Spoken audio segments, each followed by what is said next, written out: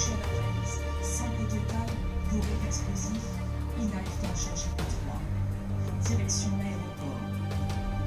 Peu de temps après, 2 explosions retentissent. Les perquisitions effectuées dans l'appartement de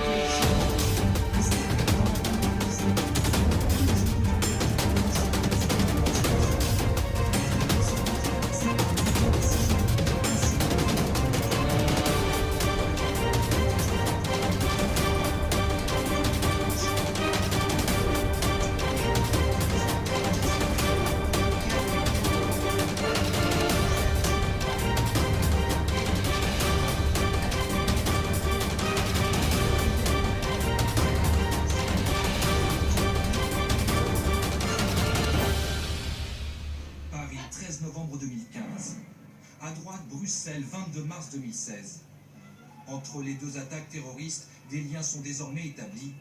Leurs auteurs étaient bel et bien en contact. Les enquêteurs belges ont identifié aujourd'hui le corps de Najim Lachraoui, l'un des kamikazes filmés par la vidéosurveillance de l'aéroport de Bruxelles.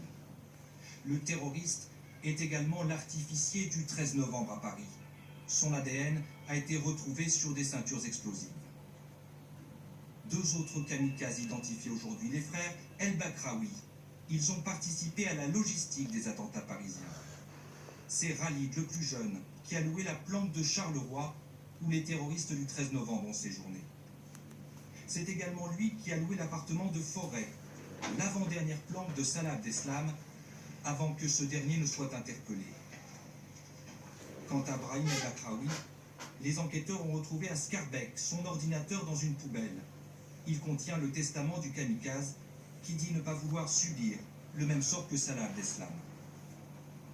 Il déclare, je cite, « Être dans la précipitation, ne plus savoir quoi faire, être recherché de partout, ne plus être en sécurité, et que, s'il s'éternise, il risque de terminer à côté de lui dans une cellule. » L'interpellation de Salah Abdeslam a peut-être accéléré le passage à l'acte du commando de Bruxelles. Les attaques du 13 novembre et celles d'hier ont-elles été conçues conjointement? L'enquête devra le déterminer.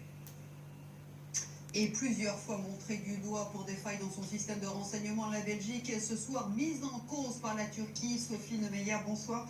Vous êtes en direct de Bruxelles. L'un des kamikazes de l'aéroport de Bruxelles aurait été arrêté cet été en Turquie. Oui, effectivement, c'est le président turc qui l'affirme ce soir. Ibrahim El Bakraoui, l'un des 2 kamikazes de l'aéroport, a été arrêté à Gaziantep l'été dernier. Cette ville turque est l'une des voies de passage privilégiées entre la Syrie et la Turquie. L'individu a été expulsé le 14 juillet dernier. Les autorités turques en auraient informé leurs homologues belges et néerlandais en leur précisant qu'il s'agissait d'un activiste. Le président turc accuse donc les autorités belges de ne pas avoir fait le lien avec les djihadistes, et ce malgré leur mise en garde.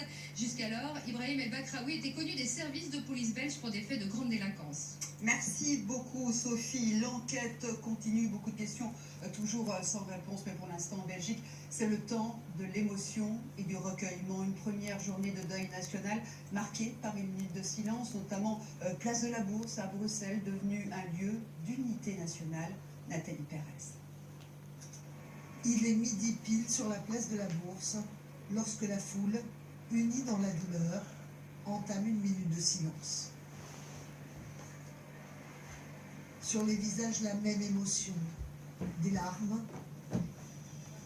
et des prières pour les 30